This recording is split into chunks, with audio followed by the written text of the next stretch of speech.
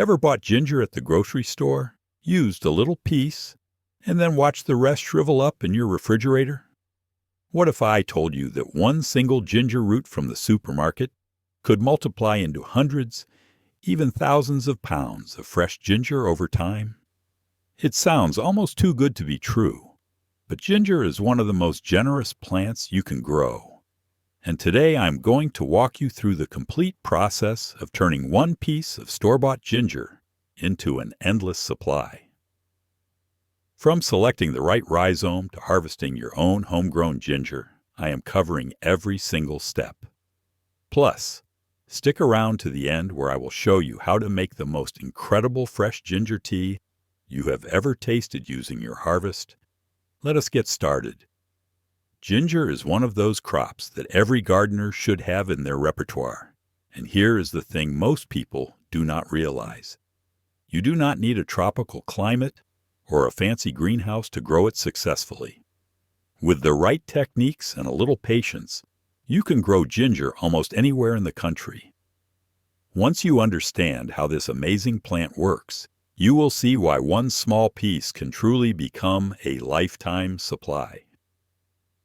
Now, before we dive into the actual growing process, I want to explain exactly what ginger is and why it multiplies so incredibly well. Ginger is not actually a root, even though we call it a ginger root. What you are buying at the grocery store is a rhizome, which is basically an underground stem. Think of it like a horizontal stem that grows beneath the soil surface. And this is really important to understand, because it explains why ginger is so prolific. When you plant a piece of ginger, that rhizome does not just sit there and grow one plant. It spreads outward, branching and expanding in multiple directions, creating new rhizomes as it goes. Each of those new rhizomes can then be divided and replanted to create even more plants. So when I say one piece of ginger can turn into 1,000 pounds, I am not exaggerating. If you were to take every single piece of ginger you harvest each year, divide it all, and replant it the following season, the multiplication is absolutely staggering. Here is how the math works out. One piece of ginger, maybe 3 or 4 inches long, will typically produce anywhere from 1 to 2 pounds of fresh ginger in a single growing season. That does not sound like much, but here is where it gets exciting. If you take that 1 to 2 pounds, divide it into planting pieces, and replant all of it the next year, you could easily have 20 to 40 plants. Those 20 to 40 plants will give you somewhere between 20 and 80 pounds of ginger. Divide and replant again, and you are looking at hundreds of plants and hundreds of pounds of ginger. Do this for a few years, and you can see how the numbers get absolutely massive. Of course, most of us do not have the space to grow that much ginger, but the point is that this one small investment from the grocery store can keep giving back year after year after year. Now let us talk about selecting and preparing your ginger pieces for planting, because this first step is absolutely critical to your success. Not all ginger is created equal, and the piece you choose to start with can make or break your entire growing season. When you go to the grocery store, you want to look for ginger rhizomes that are plump, firm, and have tight skin. Avoid any pieces that look shriveled, dried out, or wrinkly. Those rhizomes have lost too much moisture and may not sprout reliably. You also want to look for what we call growth buds, or eyes. These look like small pointed nubs on the surface of the rhizome, sometimes with a slight greenish or yellowish tint. These eyes are where your new shoots will emerge from, so the more eyes you see on a piece of ginger, the better. Now here is something really important that a lot of people do not know. Much of the ginger sold in conventional grocery stores has been treated with a growth inhibitor to prevent it from sprouting on the shelf. This can make it much harder to get going. What I recommend is buying your ginger from an organic grocery store, a natural foods co-op, or even better, an Asian market. Asian markets often have the freshest ginger with the most active growth buds, and it is usually significantly cheaper too. I have had fantastic success with ginger from my local Asian grocery, and it typically costs about half of what the regular supermarket charges. Once you have selected your ginger, you want to let it sit out at room temperature for a day or two. This helps wake up those growth buds and gets the rhizome ready to sprout. Some people recommend soaking the ginger in water overnight to help remove any potential growth inhibitors. And while I am not entirely sure how effective this is, it certainly does not hurt.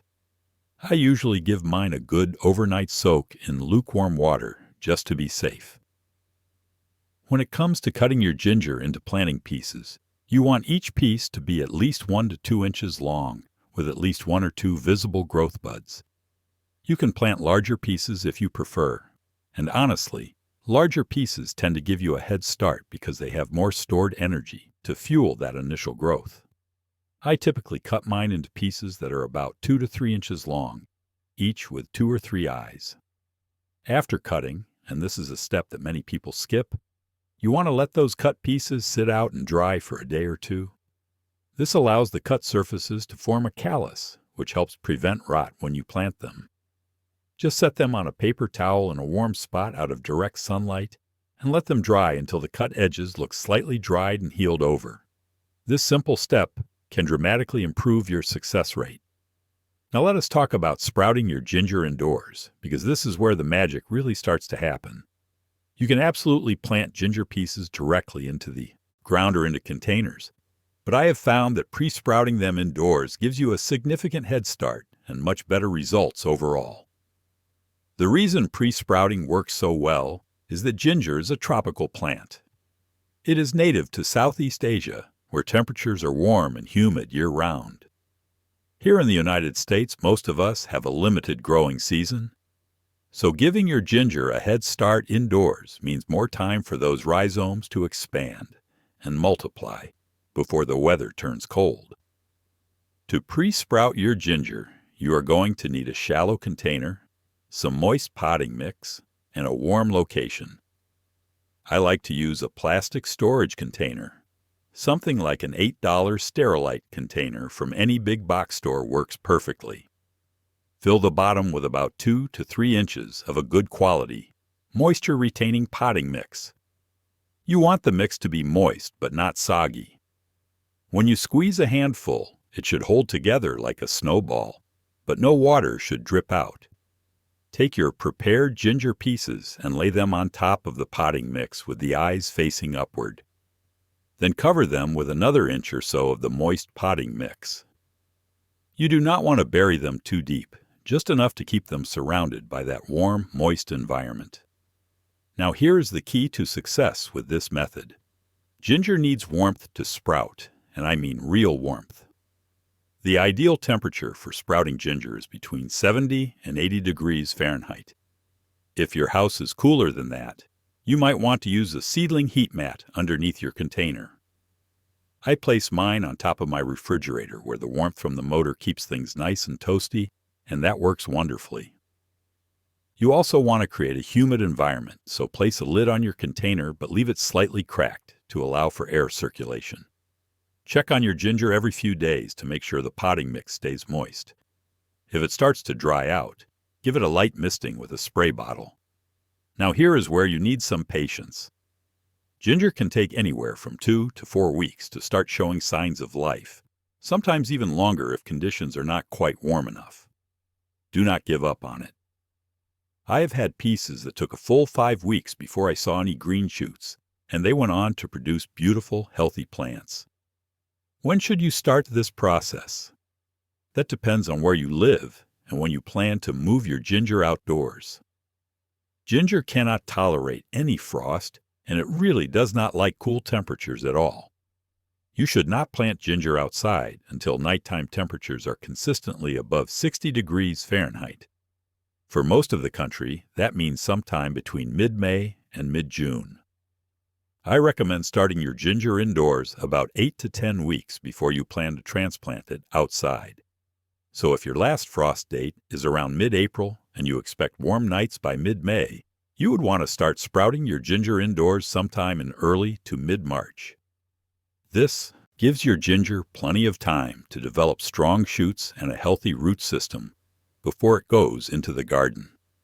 Once your ginger pieces have sprouted and you see green shoots that are a few inches tall, they are ready for the next phase. But do not rush this. Bigger, stronger shoots will transplant better and establish more quickly than tiny, weak ones. I like to wait until my shoots are at least 3 to 4 inches tall before I even think about moving them. Now let us talk about planting your sprouted ginger and creating the ideal growing conditions, because where and how you plant makes a huge difference in your final harvest. The first thing you need to decide is whether you are going to grow your ginger in the ground or in containers. Both methods work well, but each has its advantages. Growing in the ground allows your ginger to spread more freely and generally produces larger harvests if you have good soil and a long growing season. Container growing gives you more control over the soil conditions, makes it easier to bring plants indoors if you live in a cooler climate, and is perfect if you have limited space or poor garden soil. If you are growing in containers, choose pots that are at least 12 inches wide and 12 inches deep. Ginger rhizomes spread horizontally, so width is actually more important than depth. I personally love using fabric grow bags for ginger because they provide excellent drainage and air circulation to the roots, and they are inexpensive. A 5-gallon or 7-gallon fabric pot works wonderfully for 1 or 2 ginger plants. Whether you are planting in the ground or in containers, ginger needs loose, rich, well-draining soil. Heavy clay soil will cause your rhizomes to rot, and compacted soil will restrict their growth. I like to amend my planting area with plenty of compost and some perlite or coarse sand to improve drainage. A good quality potting mix works great for containers, and I usually mix in about 20% perlite to ensure excellent drainage. When it comes to actually planting your sprouted ginger, you want to plant the rhizomes about 2 inches deep with the green shoots pointing upward. Space multiple plants about 8 to 12 inches apart to give them room to spread. Ginger does not like to be crowded, and giving each plant adequate space will result in larger rhizomes at harvest time. By the way, if you are finding this helpful so far, take a second to subscribe so you do not miss future videos. All right, let us keep going. Sunlight is another important consideration. In its native tropical habitat, ginger grows as an understory plant beneath taller trees, which means it actually prefers partial shade rather than full blazing sun. This is great news for those of us with shadier gardens. Ginger does best with morning sun and afternoon shade, or dappled sunlight throughout the day. If you are growing in containers, this gives you the flexibility to move your plants around to find that perfect spot. I grow mine on my covered patio, where they get about 4 to 6 hours of filtered sunlight, and they absolutely thrive. Now let us talk about ongoing care and maintenance, because ginger is relatively low maintenance once established, but there are a few things you need to stay on top of to get the best harvest possible. Watering is probably the most important factor in growing healthy ginger.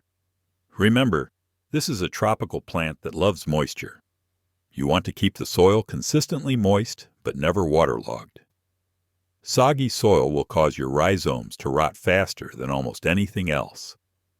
I water my ginger plants deeply whenever the top inch of soil feels dry to the touch. During hot summer weather, this might mean watering every 2 to 3 days. During cooler or cloudier periods, once a week might be plenty. One thing I have learned over the years is that ginger really appreciates consistent moisture rather than cycles of drought and flooding. If you let the soil dry out completely and then drench it, you are going to stress the plant and potentially damage the developing rhizomes. A layer of mulch on top of the soil works wonders for maintaining that consistent moisture level. I use about 2 to 3 inches of straw or shredded leaves around my ginger plants, and it makes a noticeable difference in how often I need to water. Humidity is another factor that ginger absolutely loves.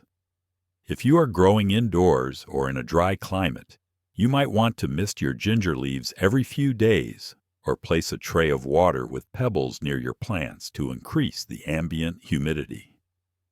I grow mine in a fairly humid area, so this is not something I worry about too much, but if you notice the leaf tips turning brown and crispy, low humidity is often the culprit. When it comes to fertilizing, ginger is a moderately heavy feeder. Those expanding rhizomes need plenty of nutrients to reach their full potential. I feed my ginger plants every 3 to 4 weeks during the growing season with a balanced organic fertilizer.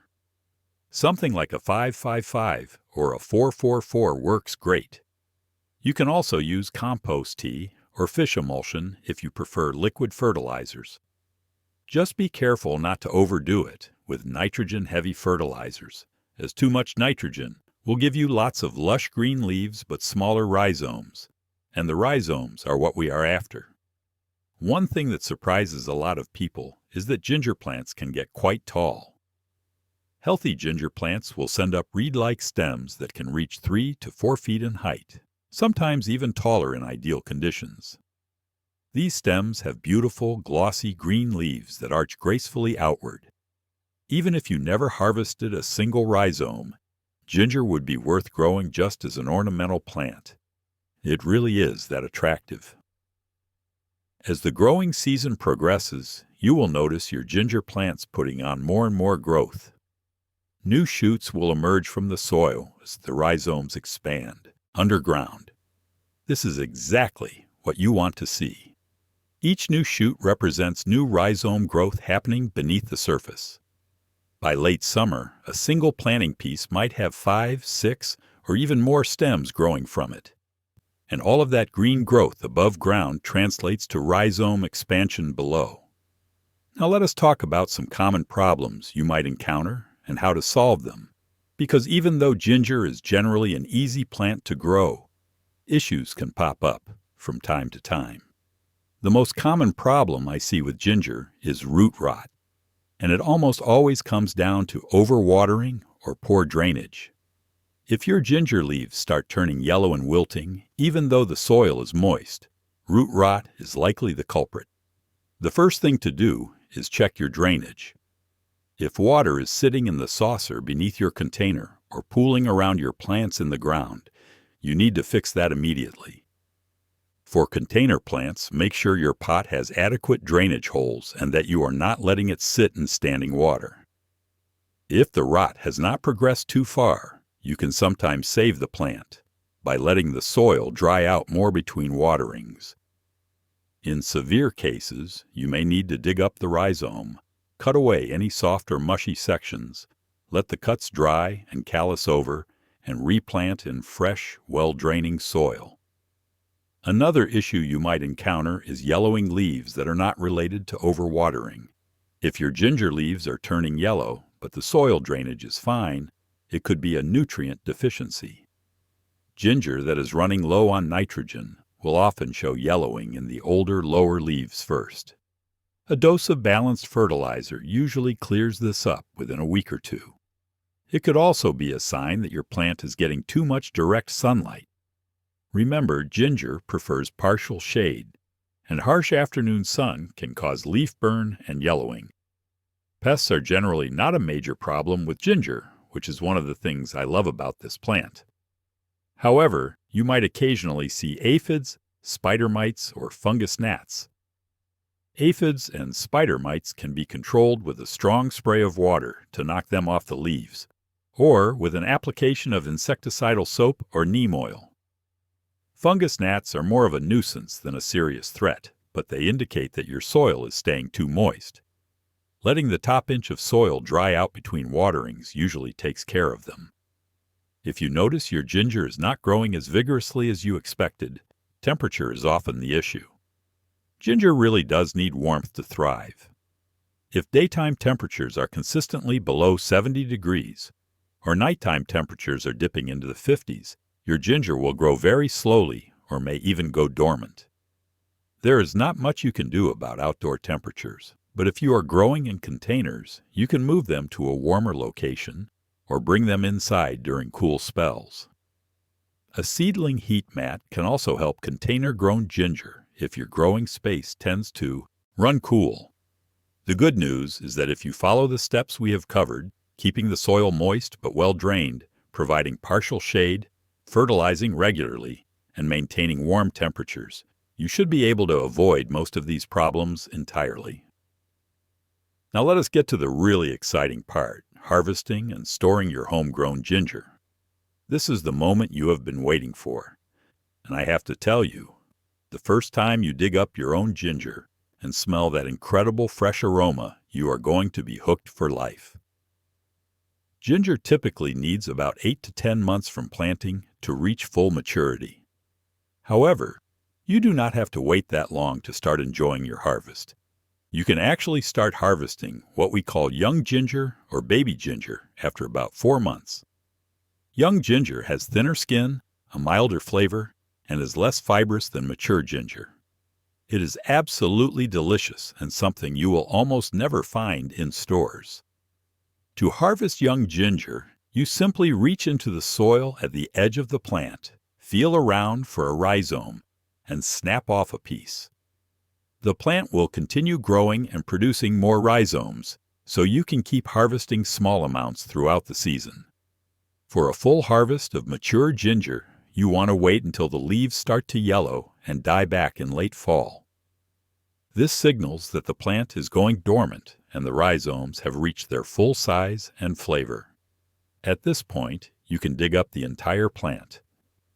I like to use a garden fork for this because it is less likely to slice through the rhizomes than a shovel. Gently loosen the soil around the plant and lift the whole root mass out of the ground. What you will find when you dig up a mature ginger plant is truly amazing.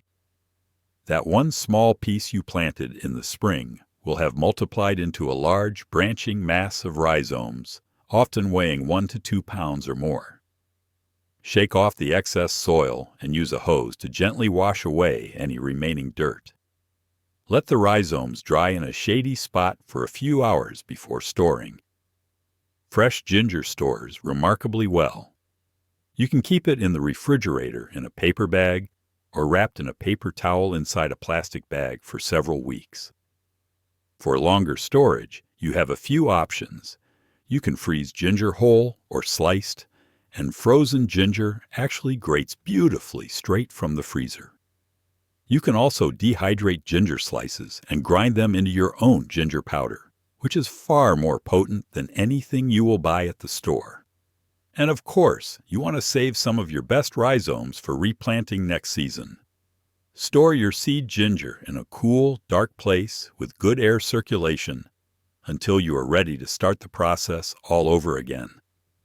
Now for that bonus tip I promised you at the beginning. Once you have harvested your fresh ginger, you absolutely have to try making fresh ginger tea. I am not talking about the stuff you make from a tea bag. I mean real homemade ginger tea, made from rhizomes. You grew yourself. It is on a completely different level, and once you try it, you will never go back. Here is exactly how I make it. Take about a 2-inch piece of fresh ginger and slice it into thin coins. You do not even need to peel it if you scrubbed it clean.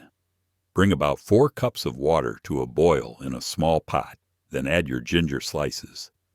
Reduce the heat and let it simmer for about 15 to 20 minutes. The longer you simmer, the stronger and spicier your tea will be. After simmering, strain the tea into mugs and add honey and a squeeze of fresh lemon juice to taste. Some people also like to add a cinnamon stick or a few whole cloves to the simmering water for extra flavor. This tea is not only absolutely delicious, but it is also incredibly soothing for your digestive system. I drink it whenever I feel a cold coming on or when my stomach is upset, and it works wonders. The best part is that 1 2-inch piece of ginger makes enough tea for the whole family, and when you are growing your own, you have an endless supply. I make this tea all winter long using ginger I harvested in the fall, and it has become one of my favorite things about growing this amazing plant.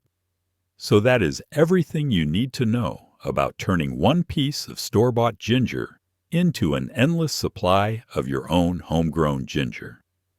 We covered how to select and prepare your rhizomes, how to pre-sprout them indoors for a head start, how to plant them and create ideal growing conditions, how to care for them throughout the season, how to troubleshoot common problems, and how to harvest and store your ginger for months of enjoyment.